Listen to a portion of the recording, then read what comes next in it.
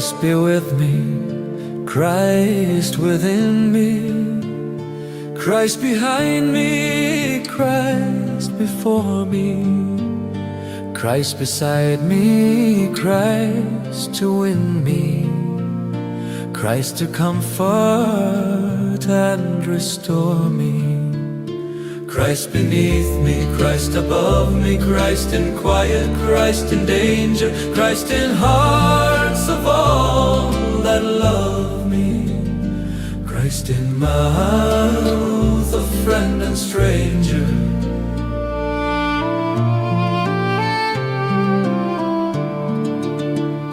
Christ be with me, Christ within me, Christ behind me, Christ before me, Christ beside me, Christ to win me, Christ to comfort and restore me, Christ beneath me, Christ above me, Christ in quiet, Christ in danger, Christ in hearts of all that love me, Christ in mouth of friend and stranger.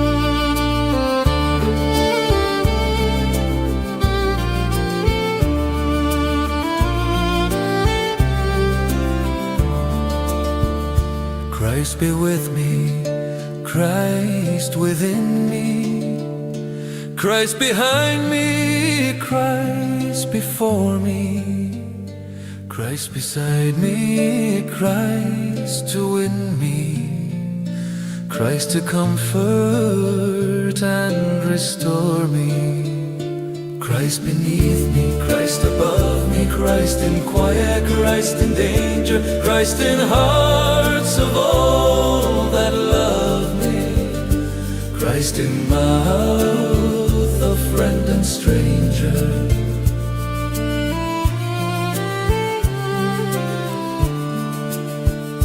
Christ be with me, Christ within me, Christ behind me, Christ before me, Christ beside me, Christ to win me, Christ to comfort and restore me, Christ beneath me, Christ above me, Christ in quiet, Christ in danger, Christ in hearts of all that love me, Christ in mouth of friend and stranger.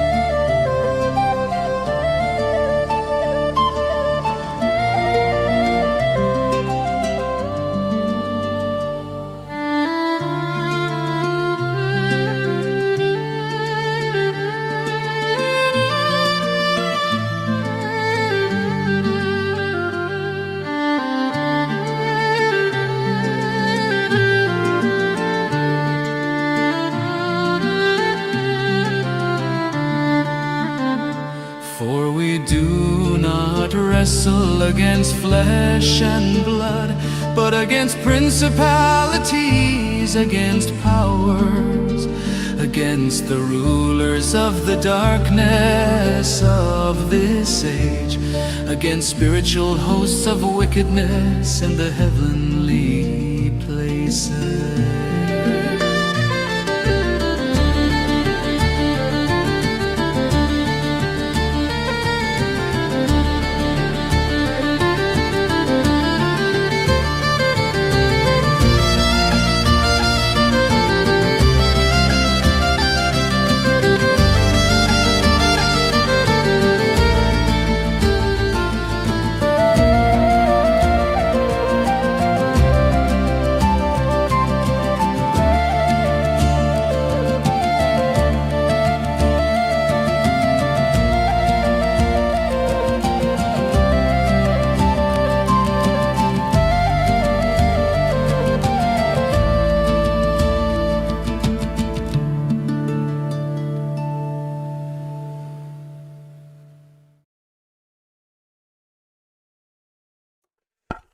Good morning, everybody. How are you all?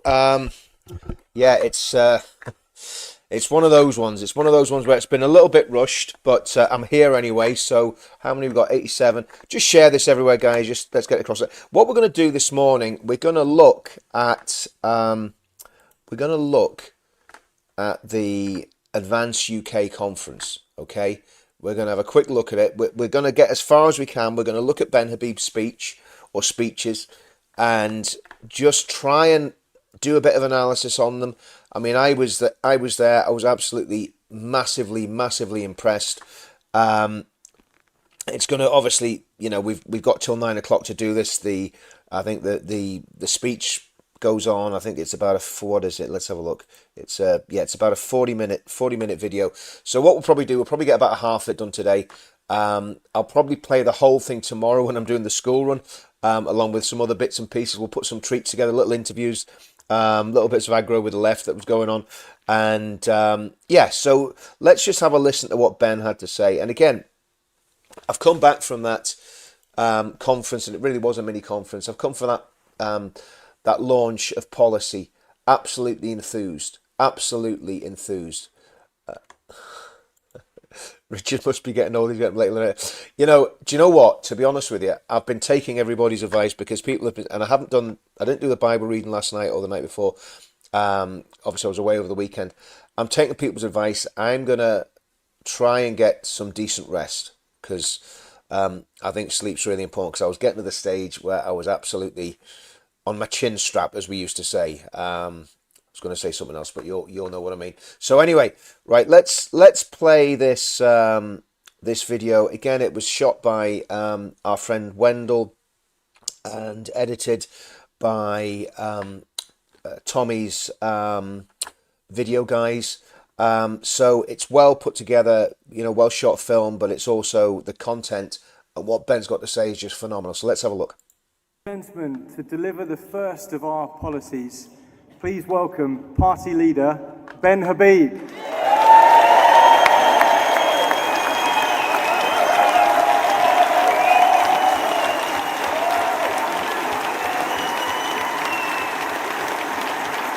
Just going to stop there for a very, very special announcement. No school run this week, it's half term, so that's from the boss, so there you go.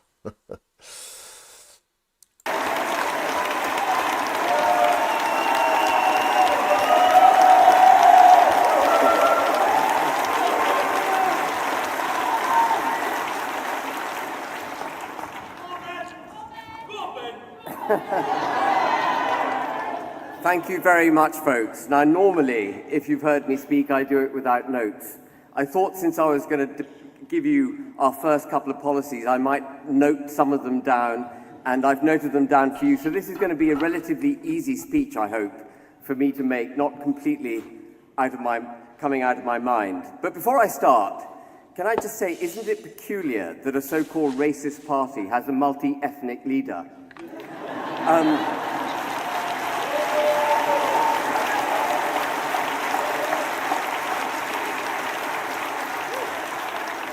You lot clearly don't know what. Guys, I think what I'm going to do, I'm going to just keep interrupting this because that point there that Ben made, I'm going to say something. It's going to be controversial, okay? But it wouldn't be like me to say something controversial. I think part of the reason that certain sections of the right are not engaging with Ben is because they're, and I know this sounds, I'm going to get slated in the comments. People are going to say, Richard, you're sounding like a lefty. But I do have my suspicions that certain people are not engaging with Ben and with Advance because Ben is half Pakistani. And if that's the case, that says a lot more about them than it does about Advance or Ben or any of us who are completely supporting Ben. As you know, me and Paul Thorpe, since we've been doing our live streams, and not just me and Paul Thorpe, but our entire movement since we started have been very, very clear about this. It is absolutely not about skin colour. It's not even about where you're originally from that much. It's about what your values are, and that's why we created the pledge. That's why every time we've done a different configuration of the movement. I mean, we've had so many different things. We had Veterans Against Terrorism. The football lads were doing their thing. We had UK Freedom Movement. We still got that. That's still bubbling under in the background. I'm going to hopefully breathe some life into that if I can get talking to some people that that I can trust to get involved in that. So basically, what we've been doing for the past 8 years is culminated in what's happening now. And it does not matter what colour your skin is. It matters what you believe now and what you genuinely believe now and what you think of the UK. And that's, I hope that makes sense. I like that. Grandad Pete, Ben Habib, very, very good. I like that. I think Ben would like that as well. But yeah, I do think that, Gwen. I really do think that. Yeah, I mean, listen, absolutely. I tell you what, I mean, there's none more racist than those people that we saw across the road from the conference at the weekend. Those so-called anti-racist, you couldn't make it up, anti-fascists shouting Nazi scum off our streets at Jewish people. Go work that one out. You know, I came to the event with a Jewish friend, and he was really annoyed that when I went and had my little debate with the lefties, I didn't take him with him. But if you know this guy, he doesn't take any nonsense from people. So you know, next time I promise that if I'm going to go and have it with a left, he'll be at my shoulder. You know. But anyway, I digress. But yeah, I think there's something in that. I think there is something there, that there is a little bit of latent racism, to say the least. And of course, because obviously racism has been so badly used and misused by the left and by the liberal elite to silence any dissent, when you say something like I've just said, then people go into meltdown mode on the right, saying, oh, you're just like the rest of them. But I'm not. And I'll speak my mind, and if it's not popular, do you know what? I don't really care. I don't care what people think of me. Whatever goes in there comes out there. That's just the way I am, and people either love it or they hate it. Okay, right, let's crack on, because I know there's loads of people getting ready for work and so on and so forth. Yeah. So let's carry on with Ben's speech. What you've signed up for. But on a more serious note, there are some anti-racist people outside, and the reason we were slightly delayed starting this conference was because they're blocking our live stream signal, and we were trying to get that fixed. So for all their moral correctitude, actually they would wish to silence us. They wish to silence what we have to say. We will not let them silence us.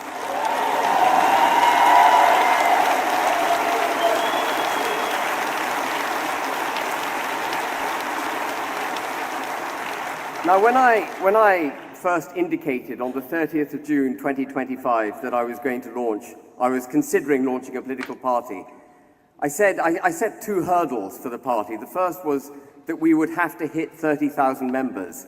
And I thought that might be a get-out-of-jail-free card, that I wouldn't hit it and that I could retire back to my normal life and say, well, I gave it a shot, it didn't work. Within a couple of months, we hit our target. And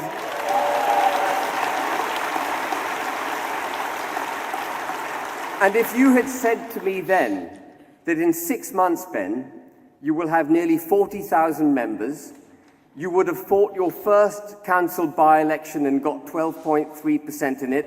Where's the wonderful Alex Stevenson?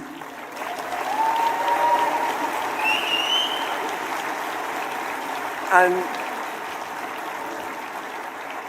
that you, at the time of speaking on your first policy, you would have a candidate standing in a by-election that has got so riled up my erstwhile party that they've been denouncing him non-stop on X. I won't name the party, I think you can guess. But for all the banging of drums that party does about freedom of speech, actually, it stands against it. It wishes to silence Nick Buckley.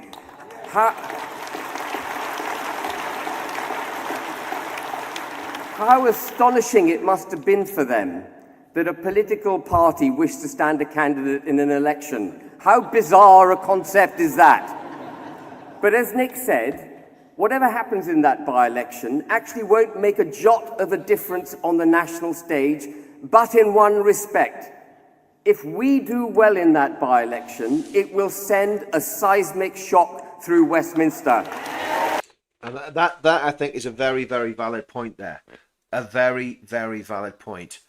If we do well in, what is it, Garston, whatever it is, up in Manchester there, and no disrespect to the people in that constituency, I'm sure you haven't heard the constituency I live in, but if you do well in the constituency in Manchester where the by-election is, let me know in the comments what they call that.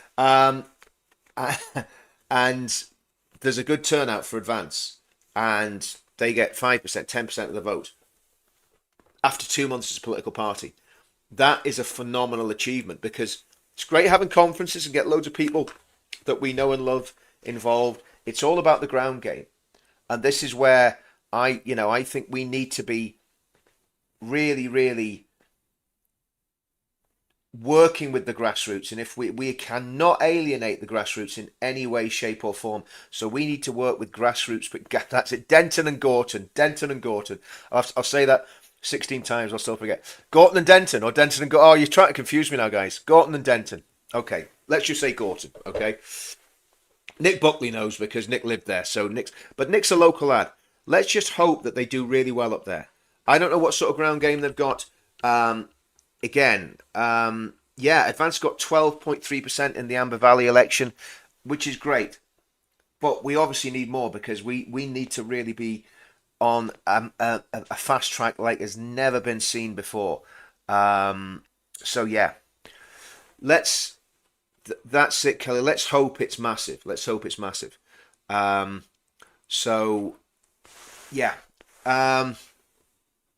Right, okay, let's crack on with the speech.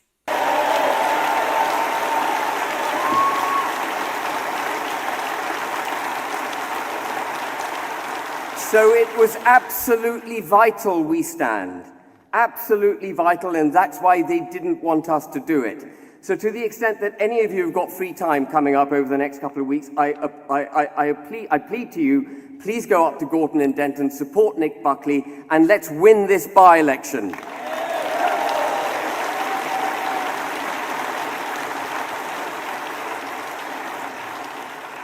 Now, before I start on the first policy, I do just want to thank a few people.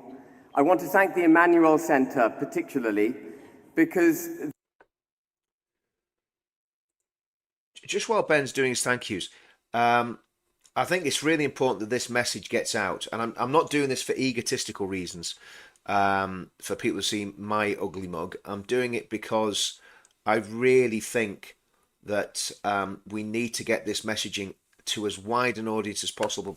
People need to get to know Ben Habib as the party leader. He is the talisman.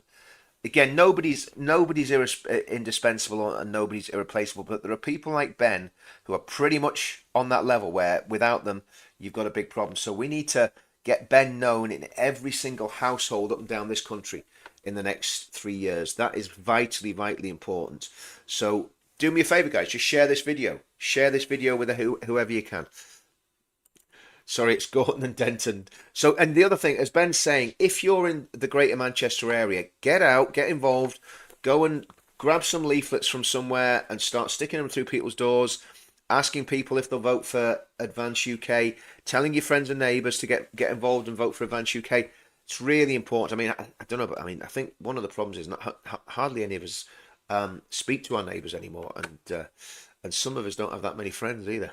That's sometimes by design, and not because we want to have a lot of friends, but some of us just very, very, very, very untrusting of a lot of people for a lot of reasons. But anyway, I digress. Totally digressing there.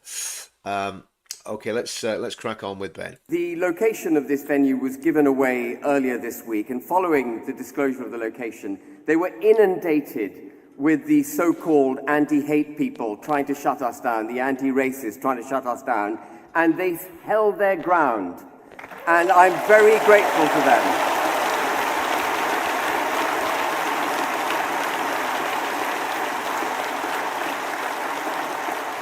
The only way we're going to prevail, ladies and gentlemen, is if we all hold our ground. We must not bend. We must keep standing up, whatever they do and whatever they say.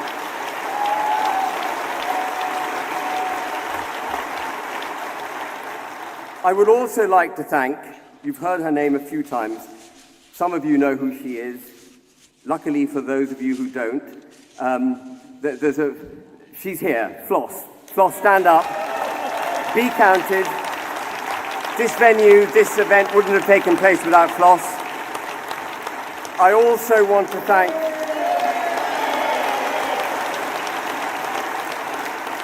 she can be a bit of a pain sometimes, but she got this together. I want to thank Françoise as well, who's head of events. Françoise is here somewhere, who's been instrumental in doing this. And then I want to thank David Rhodes, who habitually repeatedly tells me he wants to take a back seat. Well, for someone who wants to... Okay, people are just asking who those personalities are. Floss is an absolute dynamo. I mean, there's, you think I'm hyper. There's no off switch. There's no off switch on Floss whatsoever. She goes and goes and goes, and she is like Ben's. I was going to say right-hand man. Well, she does the work of 10 men. She's an absolutely incredible person, and she's been the oh man. I mean, she gets stuff done. She gets stuff done, and she just doesn't stop. She's great, and she's a very nice person as well. So Floss is great. Before you ask who David Rhodes, I'll tell you who David Rhodes is. David Rhodes, between David and Ben, they have brains the size of 3 planets, okay? They are super intelligent, both super nice people. Oh, I hate talking like that. That's sounding like lefties talk like that. Anyway, they're both very nice people. They're both very, very genuine people, but very, very intelligent, very articulate, and very, very well read. And also, they pick things up extremely quickly and are able to make decisions. That's why, without going into too much detail, they're both very, very successful men. Okay, and so this is the David and Ben and a few other people are really the sort of the people who can get things done. David, Ben and Floss, they're the people, and obviously Richard Thompson as well. There's a very good team there in Advance UK, and that's why I'm so confident about what's happening. And so, yeah, anyway, I digress a little bit, but I think it's really important to know who's who in Advance UK and know that when you get involved in the party, there's nothing hidden, there's nothing secret. It's a genuine team of genuinely good people, okay? Take a back seat. He's heading up the policy development of Advance UK. He's a phenomenal member of our college, and without him we wouldn't have what I'm about to disclose to you.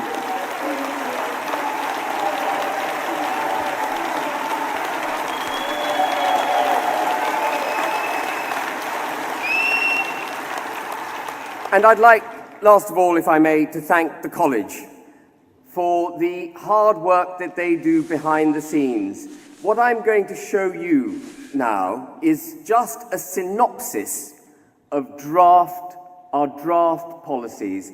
This is not comprehensive. It took me ages poring through the document they produced to actually pick out the key bits that I thought I could get through in now 18 minutes that I've got left to speak to you. They are in draft because as we move forward between now and the next general election, we are going to continue to refine our policies. We're going to continue to make the public aware of what those policies are, so that by the time we get to 2028, 2029, we have a perfect, or as close as perfect, set of policies that have been thought through in great detail, and we're going to back it up with draft legislation. That draft legislation will be appended to our manifesto, and for those of the public who wish to read it, the exact direction of travel that we will set for this country will be known. There will be no ambiguity in our policies. It won't be a manifesto put together within 3 weeks. Isn't it peculiar, ladies and gentlemen, that Political parties stand for government and they produce a manifesto 2 or 3 weeks before the election full of nonsense, none of which ever gets delivered. That has to change.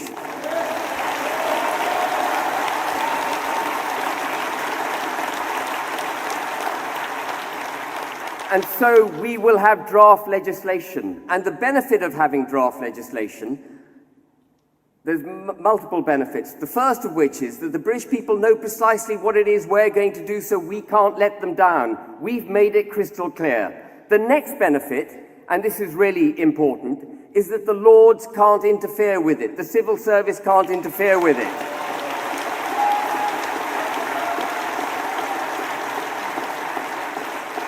When I walk into the Commons in May 2029 for the first time as Prime Minister of this country,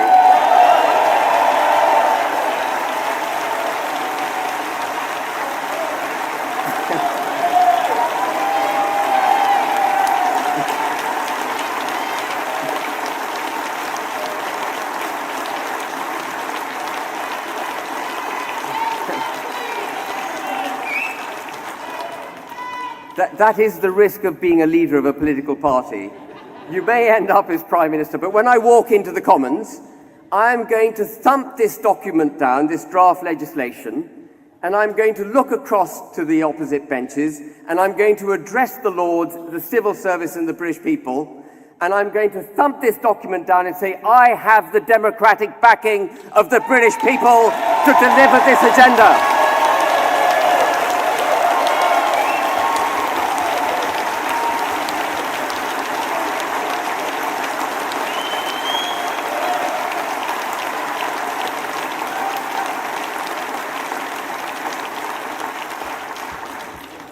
We have one last chance to save this country. I think I can't remember who said it earlier, but it took 1,000 years to build this great country. It's taken 30 years to trash it. And we have to save it, and save it we will. Now, the first policy that we were going to draft was on immigration, because that is the thing that really exercises the people's minds. 80% of people in this country put immigration at the top of their concern list. But as we were drafting it, a couple of things happened. The first thing was that we realized, the group of people that were drafting it and myself, that actually there's something more fundamental that has to underpin not just our immigration policy, but all our policies. It is who we are. What are we as a country? Who are we? What do we wish to be? How do we wish to move forward? Unless you've established that principle, those sets of principles, you're at sea making other policies. You won't know how to make the other policies you need to make to save the United Kingdom if you can't first establish who we are. And I'm afraid, as much as Keir Starmer and the liberal globalist lunatics would like to categorize British culture as something of an inferior debate. They call it the culture wars. We're not going to entertain the culture wars. As much as they might wish to categorize it as that, actually British culture is what we're fighting for.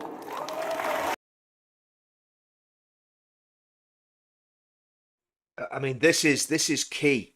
This is key to what this battle is that we are fighting, and that's why, you know, we occupy a very, very narrow strip of land, not a narrow strip of land like the Gaza Strip, which people in the left seem to be obsessed about. But no, we ideologically and culturally and politically and philosophically and spiritually occupy a very, very narrow strip of land. And that narrow strip of land is what has made the United Kingdom of Great Britain and Northern Ireland such an amazing and successful country.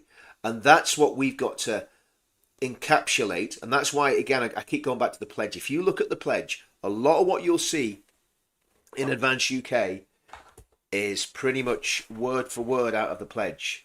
And these ideas that have been honed for the past 10 years. And I think we've got to realise that. We've got to realise that the culture of the UK is something that can be expressed. The political philosophy of Advance can be expressed.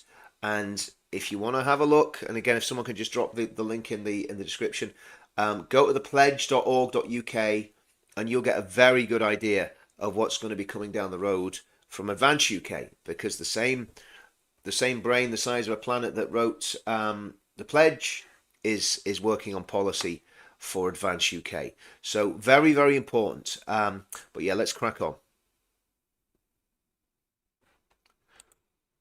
I'm meeting up with 12 ex-colleagues. That is brilliant. Terry, that is absolutely superb. Absolutely superb. That is such a brilliant idea. Such a brilliant idea.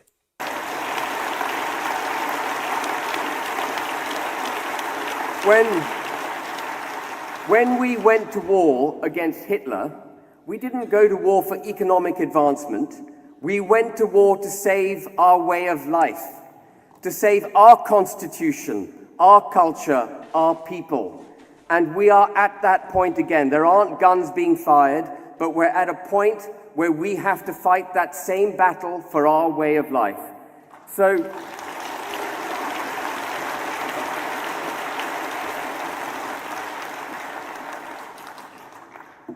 the government, in its desire to set aside this nation, has defined cultural nationalism as far right. How many of you in this room were aware of that before I just told it to you?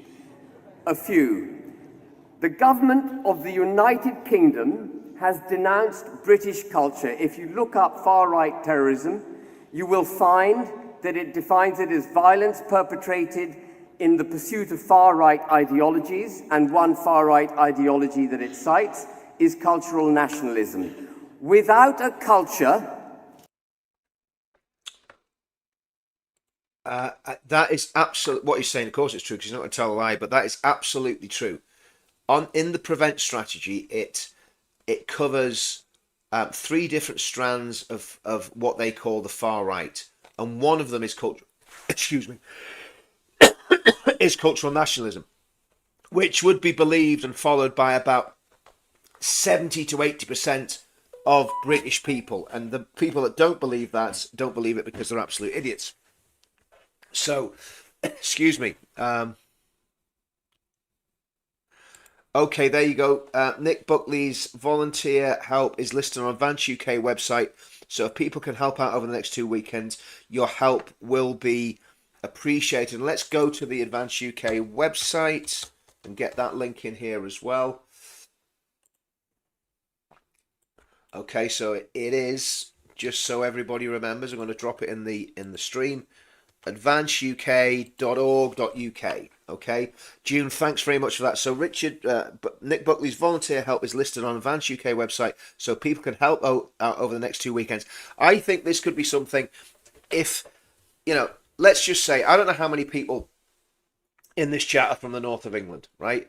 But if you're from anywhere between Liverpool and Leeds, get to Manchester. Get to Manchester at the weekend for the next 2 weekends, and get out there and support Nick. Find out who you can work with, what you can do, and let's just do it. Let's get volunteers. I don't know how many people watching this or seeing this back will be able to do that. I've got friends in Manchester I haven't spoken to for years, actually. Big Dave up there, so I'm going to have to speak to Dave. Haven't been in touch for a long time. But yeah, let's get all this support for Nick Buckley sorted out. We have no nation state, and they would like to diminish our culture, tell us that those of us who believe in it are far right, and at the same time tell us that cultures coming from abroad should be celebrated, championed, have a protective cloak put around them, and we should take the knee to their cultures. Enough of that. They have traduced our culture to such an extent that actually when people are asked, well, what does it mean to be British?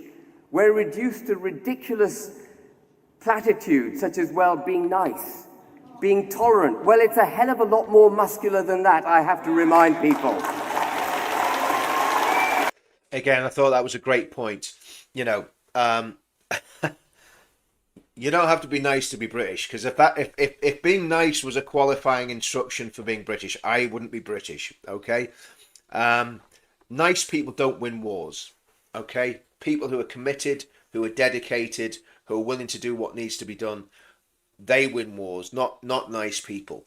And nice people didn't build Britain. People who worked hard, people with hard hands and yes, soft hearts. But it's not about niceness. It's not about tolerance either. You know, tolerance is a complete myth. How can you tolerate evil? We shouldn't tolerate evil at all, and that's the problem, that people have completely missed the point. And again, it's down to, you know, I remember, if you look at people like David Cameron, I wonder, I'm not even going to go into that, but anyway.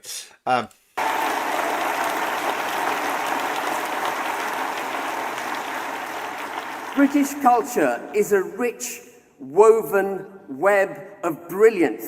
And I've highlighted a few points on the screen, as you can see. Morality, customs, behaviors, laws, art, music, architecture, a shared history, shared values, language. Why do they wish to denounce our national heroes? Because they want to cut our connection with our history, our common history. Why do they wish to decolonize the English language? Because if they can control language, they can denounce our culture. Why do they make laws like like bringing into the body of British law the European Convention of Human Rights, the Human Rights Act? Because they want to set aside what it means to be a British citizen. This is the effect of 30 years of government policy. Well, it has to stop now. We know what British culture is. Sorry, I'm pointing at a screen down there because I can see what you can see up there, down there. And all of you will recognize what those words mean, and they play into each other. Morality manifests itself in our art. Our history manifests itself in art, in music, our architecture, our great forefathers who built wonderful buildings and statues, who now we're told are racist and they need to come down. That is just a lie. It is an attack on our culture. Culture is the foundational building block. It is the glue that allows us to identify who we are. Someone asked me before I came in to speak to you, are you a bit nervous addressing 1,000 people in the Emmanuel Center? And I thought about it for a second, and actually I wasn't nervous at all. And why wasn't I nervous? Because I knew I was coming to address a body of people who share my life vision. And I think that what Ben said there is absolutely true. What I got from that meeting, I didn't meet everybody in the room. I think some people were avoiding me, but the people I did meet, were so positive, and it was like a family reunion. Like I say, there's loads of people that, you know, I think Pete McElvenna sat next to Pete, you know, sitting with just people that I'd known for years, you know, and it was like being at a family party. It was great. It was really, really good. But we're all on the same page. We all know what we want. And like I say, we're in that sweet spot. I know that the political philosophy of Advance UK is the political philosophy that will win this country back. I'm not interested in if Rupert Lowe doesn't join, I'm not interested in Rupert and what he's doing. Just not interested. Sorry, guys. If he's not standing with Advance UK, if he starts another political party, I'm not interested. If he doesn't start another political party and he just does Restore, it's not going to achieve anything. Not interested. Unless he joins Advance UK, I'm not interested in Rupert. I'm not interested in Reform. I'm not interested in the Tory party. I'm not interested in any of the rest of them. Advance UK is it for me. Politically, if this project doesn't work, I'm done with politics. I'll just, you know, become a little monk and go and sit on an island somewhere and pray and read my Bible and fast. You know, which I could probably do with doing. But you know, this is what we've got to realize. This is the Last Chance Saloon. This is the best it's going to get in terms of a political party and a political philosophy. And I agree. I agree with that. And again, I'm not going to go too much against Rupert at the minute because he hasn't said he's going to do another political party. We don't know exactly what he's going to do. But if he does do a political party, then to me, the gloves are off. The gloves are off. I'll be an attack dog. I'll savage him and everybody around him in a metaphorical sense. I will have my Rottweiler teeth in their backsides. That's what I'm going to do if they start another political party. So anyway, but hopefully they don't. Hopefully they see sense, whoever it is that's in his ear. Oh dear, it's always good to be in conflict, isn't it? Right, okay.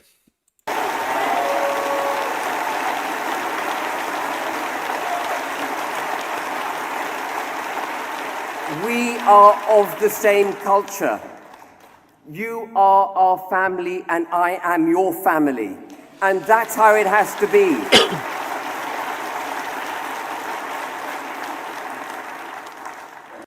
I totally agree with that, Sally. I think absolutely, and again, I'm not involved in that side of things with Advance. I don't know what the security situation is in terms of the party. I'm sure they have people that are working on that, but I think that's absolutely right. We do need, I, Jenny,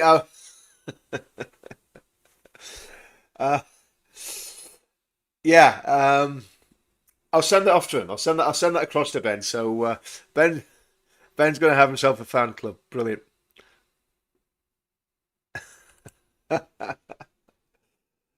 Well, Rottweilers don't have teeth like a broken row of Guinness bottles. I love that saying. There's some great sayings in Northern Ireland, and he's got a face like a Lurgan spade. He's got a row of teeth like he's got teeth like a row of broken Guinness bottles. Oh dear, dear, dear. Little amuses the innocent, eh? There's something that I do want to just focus on a little bit. We tend to think of culture separately from law. And law has been used to defeat British culture. I touched on the Human Rights Act. But there's been a whole body of law that's been put into place, including, for example, defining far right as believing in this country's culture. There's been a whole body of law that has been attacking our culture. And if you have a body of law that informs you that you need to behave in a particular way, then you start behaving in that way because you don't want to break the law. And when you start behaving in that way, you adopt this new culture that the government is forcing down our throats, this multiculturalism, the ending of what you and I might identify as British culture. Law is upstream of culture, which is upstream of experience, which reinforces culture, which then informs parliamentarians on how to make law. There is a circle, and we have to reverse the circle they've been pushing down our throats for the last 30 years. So just to sum up, our culture is freedom, nation state, duty and patriotism. Being a British citizen is a huge privilege, but it comes with duty. You owe this country something for being a citizen. As Andy died, I think he said he's served 10 years in the paras. That is fulfilling your duty.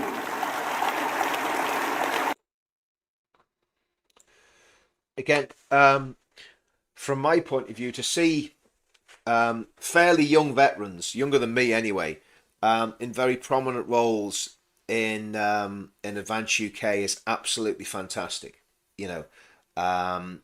And this is a really important point. Andy Dye gave the most, I forgot Andy's name earlier on the week, so apologies, Andy. Andy gave the most fantastic speech at that conference. It was absolutely a masterpiece. And again, just a guy who's just appeared on the scene. And I think that's brilliant. And I was so impressed. Richard Thompson, what a guy. I've said this before, but I've always rated Royal Marine Commandos, right?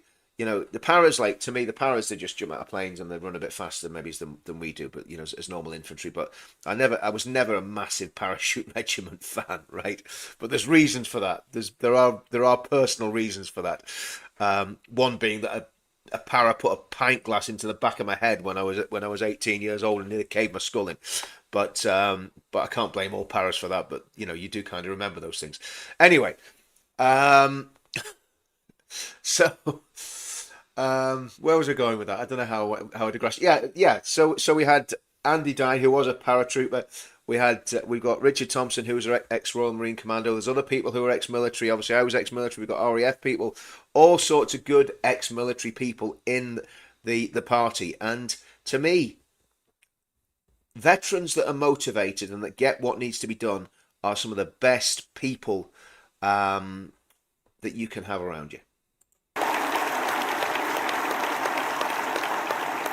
I've had a great life. I'm trying to fulfill my duty now by giving back to the British people. And you're all here because you're fulfilling your duty, because you see we're imperiled. That sense of, that contract between back to this country, you are going to save this country through that cultural commitment.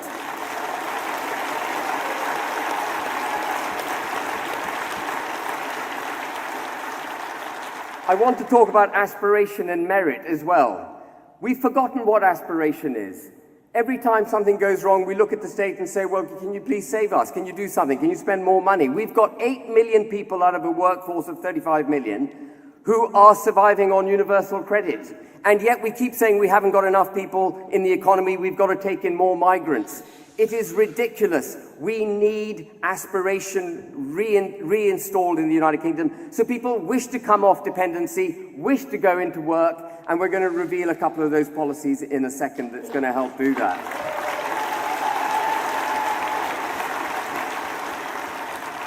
But as I said, law comes upstream of culture, and there are some fundamental legal changes that we would do on the first day in government. The first thing we would do, and it's kind of ironic, really, that we would be doing this, because it was us that set up the European Convention of Human Rights.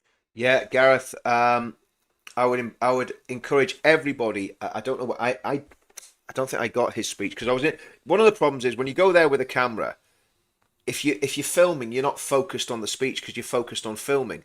So I was sitting there with my camera when the really good speeches came on. That's where I've pulled this from Wendell and Tommy's guys. When the really good speeches came on, I was too busy clapping like a seal and jumping up and down to actually do any filming properly. So I got some bits of footage, but yeah, get having a look at Andy Dye's speech. It was absolutely fantastic, and oh yeah, Ricky Doolan's speech was great as well. Ricky, I've got an interview with Ricky coming later on in the week.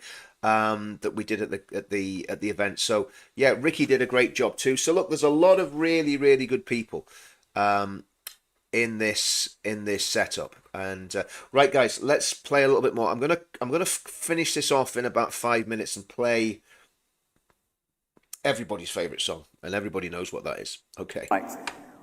I can't remember again which brilliant speaker earlier said that some European countries are grateful for us having saved them from the grip of Nazi tyranny.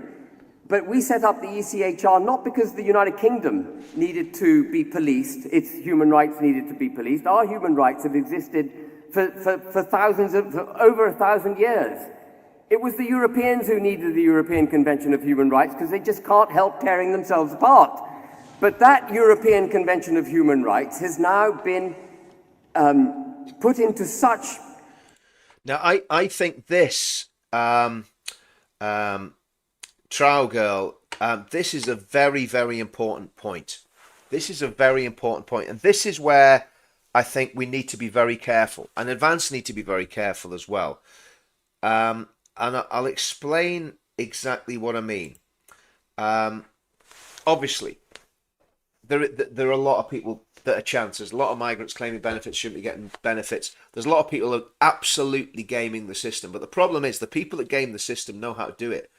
And what happens with every one of these systems is the people who are the weakest and least able to defend themselves, if they get anything slightly wrong in what they're doing in terms of claiming benefits, and sometimes people really need those benefits to have any quality of life. And I've always been of the mind that if someone's really struggling, a community, a society, and a country, if they can help them and give them a hand up and get them back on the feet, they should. The problem is when people languish and don't get back on the feet. But of course, there are vulnerable people that, I used to laugh at people with mental health issues, right? And I used to not laugh at them, but I didn't take it seriously. And then I had mental health issues, right? Never really had them before. I had really serious mental health issues. I'm not going to go into the reasons, but and now I never claimed benefits, but that's because I didn't actually need to, right? Because I had a bit of money myself. But there was probably a period a few years ago where I was literally not able to work to my full ability purely and simply because of my mental health. Okay, I'm just being honest about that. And if people have that long term and they don't have any financial buffer, they can get into real difficulties really, really quickly. So I'm with you on this, Trow Girl. I think we need to be very, very careful how we implement cuts to benefits. And I'm not a lefty. Again, a lot of people probably say, Richard, what are you, some sort of communist? No, I'm not. I believe, if someone doesn't work, they shouldn't eat. That's what the Bible says. I think that's true, right? But if someone can't work because of a disability, mental or physical, then that's a different kettle of fish. And everybody has their breaking points, physically and mentally. So, I think all of this has got to be done with compassion when you're dealing with the benefit system. But there are a lot of people who are, I know so many people who are flying about the country in lovely new cars, paid for by the taxpayer, DLA cars, because they've got a relative who's got a disability, and the car isn't being used by the relative, it's been used by family members. So anyway, I'm going off on a tangent, but everyone knows what I'm talking about. So it has to be fair, but how do you get it fair when you're dealing with bureaucrats? It's a very difficult situation. The reality is that the benefits bill is massive. And I think if you just say anybody that's come here illegally, anybody that's not a British resident, they don't get benefits. But if you come here even to work, unless you're born here or whatever, I don't know. I think there's a lot of things that can be done to stop foreigners coming here and getting our benefits. That needs to stop straight away. So that would save a lot of money. And then you need to care for the people that are genuinely vulnerable, like Trow Girl's saying, are genuinely in having difficulties. Hope that makes sense. That's where I'm coming from. And I think the people are running Advance, hopefully that's where they're at as well. They are good people, so I'm sure if they weren't if they weren't there, they could be yeah, and then there you go. I have enough family members who game the system. There's a lot of people gaming the system. And that's, how do you do that? This is a very good point, Shirley. The true vulnerable and disabled should always be helped. It's the people who steal from the system, who don't need help, are the real problem. That's what I believe. And that's what we've got to work out. We've got to find out a way of doing that, okay? Right, okay, I'm going to play a song that you all know and love. So let's find this little song.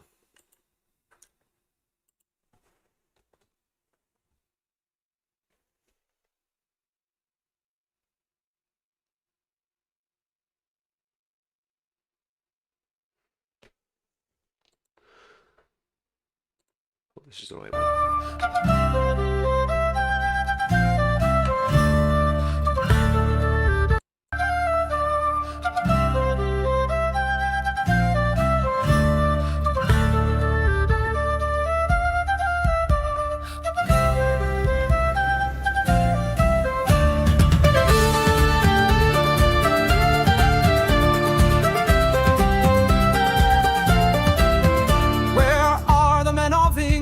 Those heroes brave and bold, where are the men who bled and died in foreign wars untold?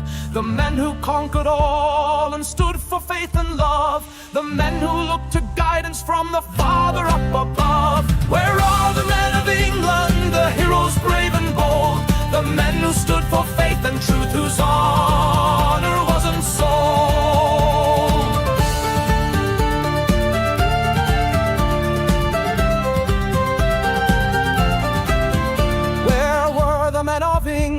When rape had so depraved, took the daughters of our nation, who forever they enslaved. What of the men of England that looked the other way? They took the country shilling, they never made their play. Where are the men of England, the heroes brave and bold, the men who stood for faith and truth, whose honor wasn't sold?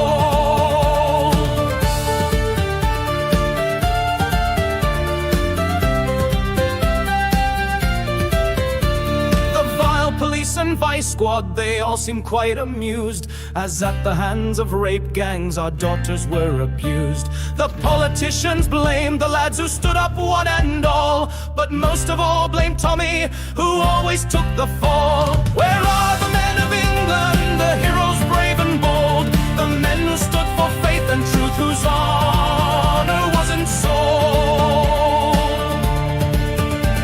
Where are you, men of England? For now we all must stand. The future of our children is still within your hand. The future not yet written for this green and pleasant land.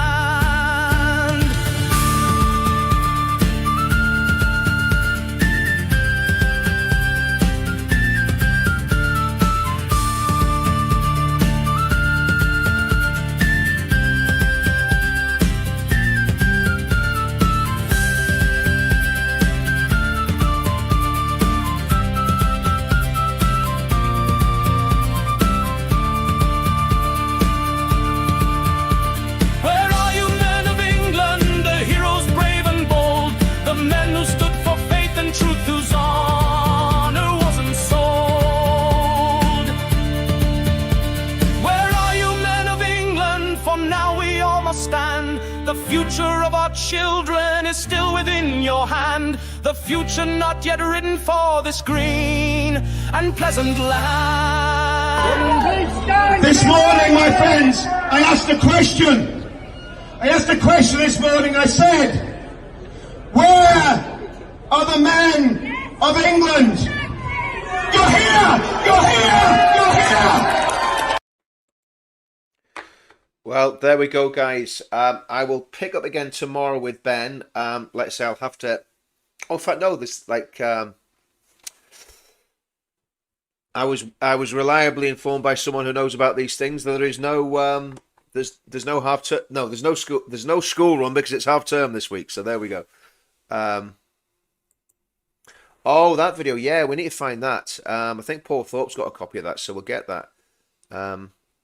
Richard, I've left the UK and I can't get a mortgage with foreign income. There's literally no reason for me to come back and invest. Could this change with advance to entice expats back? That's a good point. Again, very good point. There needs to be a way of enticing them back. Yeah, I like that idea. No, Casida, do you know what? I wish that was me singing. If that was me singing, my career would have taken a whole different path. I would love to be able to sing like that. If anyone can give singing lessons and get me singing like that, send me an email. You've got the email address. It's actually, I need to put that in the chat. But yeah, send me an email, and if you can get me singing lessons, teach me how to sing. I would love to be able to sing. Okay, guys. See you all tomorrow. Have a great one. That was a good show, I think. It's hard to beat Ben. So let's do it all again tomorrow. See you guys.